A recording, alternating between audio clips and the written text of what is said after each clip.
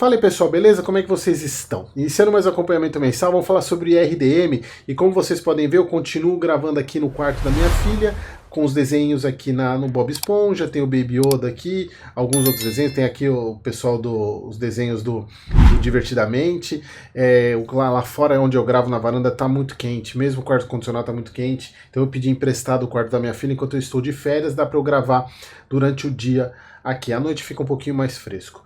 Então eu vou falar sobre RDM, um fundo que pessoas odeiam, pessoas que amam, pessoas que investem, pessoas que só de saber que outro investe já fica revoltado, porque teve muita gente que perdeu dinheiro com esse fundo, não somente por problemas da gestora, mas por ter pago muito caro. Teve pessoas que compraram com ele acima de PVP, acima de 1.3, 1.4, com 40% de ágio. Fundo de papel negociado com 40% de ágio é jogar dinheiro fora, porque em algum momento ele vai retornar para o 1. E isso vocês têm que ter sempre em mente. Investimento em fundo de papel é a tendência natural do fundo sempre voltar para um 1. Tá? Mesmo quando ele está com deságio, como é o caso de RDM, e isso, claro, tem a ver com problemas da carteira, mas uma precificação exagerada na minha visão do mercado, e isso tende a ir para um, isso é natural. Mas vamos lá, mais um mês aí acompanhando o relatório gerencial do IRDM.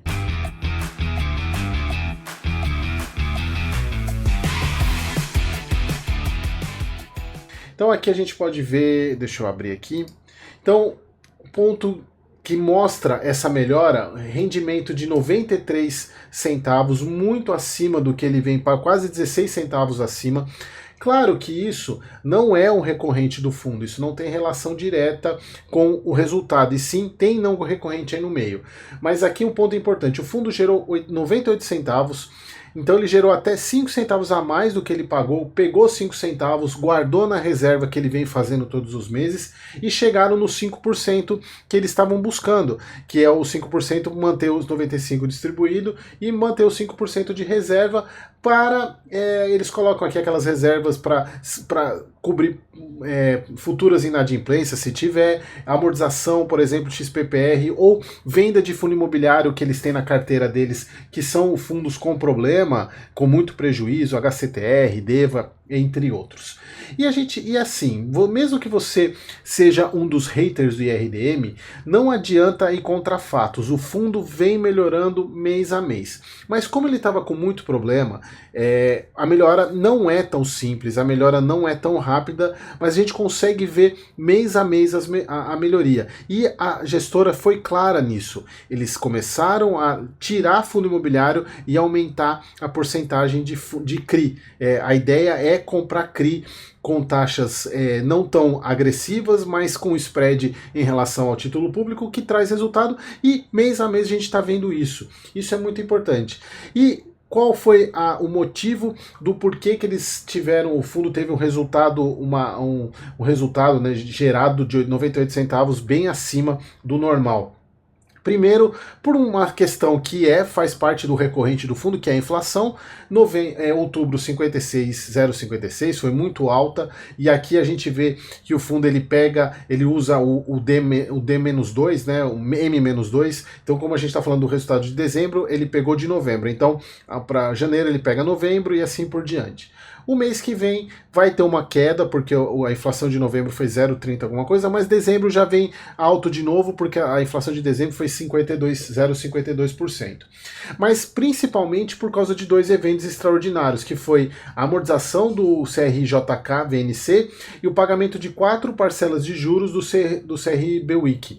Então esses eventos deram 7 centavos a mais para o fundo, e além correção monetária que foi desacruada de 9 centavos de que estava retida. Então a gente somar 7 com 9 aqui, a gente está falando de 16 centavos. Tirando 16 centavos aqui, quer ver, ó, se a gente for pegar no ponto 98 menos 16, a gente está falando aqui de 82 centavos, que é mais ou menos o que ele vem gerando aqui. Tirando o que ele pega de reserva, dá os 78, 77, é isso mesmo. Então, nada de diferente do que ele já vem pagando, somente esse mês que teve esses eventos extraordinários aí no fundo. E aí, na minha visão, de analista, inclusive, eu considero que a precificação do IRDM está muito exagerada. Se a gente for pegar hoje, ele está R$ 62,57. R$ 62,57, a gente dividir aqui 62,57 dividido por 80,3, estamos falando de 23%, 21, mais ou menos, 22% de deságio, o que é muita coisa. E aí que vem um ponto que é importante eu trazer para vocês também. Isso, eu já deveria ter falado isso em alguns vídeos, mas eu acabei esquecendo, mas nesse mês é bem característico. Vocês percebem que o VP caiu muito de novembro para dezembro? Caiu praticamente R$ 2 por cota. Claro que a gente tem todo o efeito da marcação, a gente vem vendo que a cota vem caindo todos os meses aqui, mas não uma queda muito grande. Peguem todos os fundos de papel administrados pelo BTG, a grande maioria deles você vai ver esse evento. O que acontece? Como o BTG, ele... por que tem essas quedas? Vamos pegar aqui, pessoal, o do IRDM, o informe mensal de dezembro. Se vocês pegarem aqui, eles lançam rendimentos a distribuir de 42 milhões. E aí vocês, isso daí, se a gente for pegar por cota, isso daí tá dando... ele lança no passivo isso, né, 42 milhões. Se vocês pegarem em novembro, tá zerado. Por quê? O que o BTG entende? Que os rendimentos do fundo, eles lançam uma vez no final do semestre. Porque a obrigatoriedade da administradora pagar os rendimentos é uma vez no final do semestre. Então ele lança no passivo os rendimentos a distribuir no final do semestre. E o que isso significa? Significa que você tem uma queda do valor patrimonial de novembro para dezembro, só que janeiro, como isso aqui já não vai ter mais, porque ele só vai lançar isso no meio do mês do ano que vem, no meio do semestre, os rendimentos a distribuir, então o mês que vem volta a ser zero. Então o que isso significa? Significa que o deságio é maior, porque você tem uma cota patrimonial que, em tese, ela foi majorada para baixo por causa do lançamento do passivo dos rendimentos, que no mês que vem não vai acontecer. Então, você que analisa fundo imobiliário que tem, fundo de papel que tem administração do BTG, toma muito cuidado, principalmente nesses meios de semestre, porque ele lança as informações no passivo dos rendimentos no meio do semestre. Então isso dá uma queda no rendimento. Eu vou mostrar isso para vocês no vídeo da FHI, o FHI acho que tem a mesma coisa, outros vídeos do BTG tem isso também, só para vocês tomarem cuidado para não fazer as contas erradas, porque você pega um VP de 80,3, quando na verdade ele é muito mais próximo a esse aqui, por causa do lançamento do passivo. Na verdade, não, ele é mais próximo. Você teria que pegar o lançamento dos dividendos todos os meses, para poder ter um VP mais ou menos certo. Então, é assim, essas quedas bruscas que podem acontecer no final do semestre, considerando também a questão do mercado como um todo, a questão dos juros, tem a ver com essa maneira que o BTG ele informa os rendimentos a distribuir no passivo no final do semestre e não informa nos meses que antecedem o último mês. Então, só para vocês terem isso como ciência, eu sempre gosto de trazer, e a calha que o IRDM, ele sempre se torna um vídeo educativo em alguns pontos. Então, assim, independentemente disso, está acima de 20% o deságio, o que eu acho muito exagerado. Ele tá muito, a precificação está muito maior, o deságio, o desconto que o mercado está dando é muito maior se todos os fundos tivessem problema, tudo desse problema no fundo, na minha visão. Então, é um certo exagero. Bom, continuando aqui, o fundo, carteira do fundo. O fundo possui compromissada reversa, que ele começou, acho que mês passado ou retrasado, mas é um custo muito baixo. É um custo muito baixo e a gente consegue ver pelas compras que o fundo fez, as movimentações. Deixa eu ver se tem alguma coisa aqui. Falando sobre o que a gestora espera, né? Selic a 15%, PIB 2,2%, inflação de 5%. A Iridium está bem mais pessimista que outras gestoras aí. Então as movimentações que o fundo fez, boa parte delas foram usando o dinheiro das compromissadas, que esse mês o fundo ele fez mais uma compromissada de 24,5 milhões a CDI mais meio. Se a gente for pegar aqui, as taxas que o fundo comprou estão muito boas. Então, ao meu ver, compensa fazer essa compromissada, e o que é importante de vocês observarem, que eu acho que os fundos que têm compromissada deveriam fazer isso, colocar qual é o valor que o fundo tem de alavancagem e qual é o vencimento. para vocês entenderem que o vencimento é muito curto de compromissada, ele é rápido, e tem que ser rápido mesmo. O grande problema são fundos, por exemplo, isso é uma crítica que eu tenho aos fundos da Kinea, eles sempre têm compromissada, tanto é que o patrimônio passa de 100%, mas a gente não sabe muito bem o custo, quando que o fundo fez, quando que o fundo quita, a gente vai muito mais na confiança da gestora do que em outro ponto. Aqui no caso da Iridium, como a confiança é abalada, eles fazem isso, inclusive, para dar mais transparência para o fundo. Então o fundo hoje ele tem 78, quase 79% em CRI, diminuiu muito a questão de fundo imobiliário, mas é muito mesmo.